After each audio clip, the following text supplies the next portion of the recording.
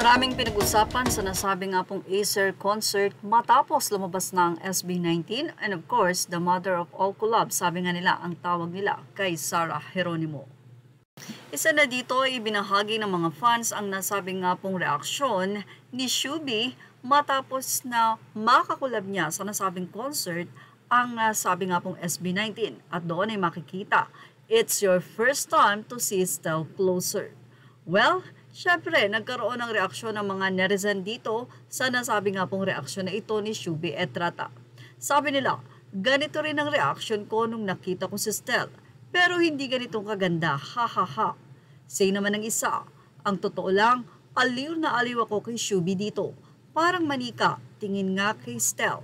Or parang manika tingin niya kay Stell. Baka biglang magbago gusto ni Shubi ah. Baka hindi na TDH, nakakarami ka na Shubi, pumila ka. Hindi pa dyan nagtatapos ang naging say ng mga netizen. Narito pa ang kanilang biro. Fan talaga si Shubi ng SB19. Ang cute ng reaction niya. Ang isa ay sinabi na online stream host ng The Voice Generation si Shubi. Makastel na yan, nun pa.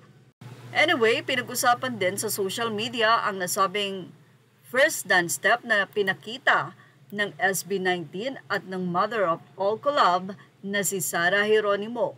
Ang nasabi nga pong kanta nila na umaaligid na hanggang ngayon ay nagra-rank sa Spotify. Samantala, may naging say naman ng isang netizen matapos ngang nakakatouch na photo na ito, screenshot sa nasabi nga pong concert ng Acer, ang pagyakap ni Justin kay popstar Sarah Geronimo.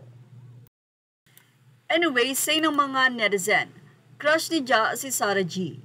Based dun sa interview kay Tony dati sa Sumakses si Ja, hahaha, sana may movie tas kapatid niya si Justin.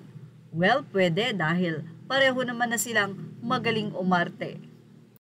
And for sure, grabe na rin ang closeness ni Sarah Geronimo at ng SB19 dahil hindi lang laman isang araw ginawa ang umaaligid. Talagang may panahon at oras, effort na magkakasama sila na ginagawa ito. Handoon yung kanilang usapan, kwentuhan, pagbibigay ng kanilang mga idea para mabuo ng maganda ang nasabing konsepto ng kanta. Anyway, dito nabuo ang kanilang pagkakaibigan.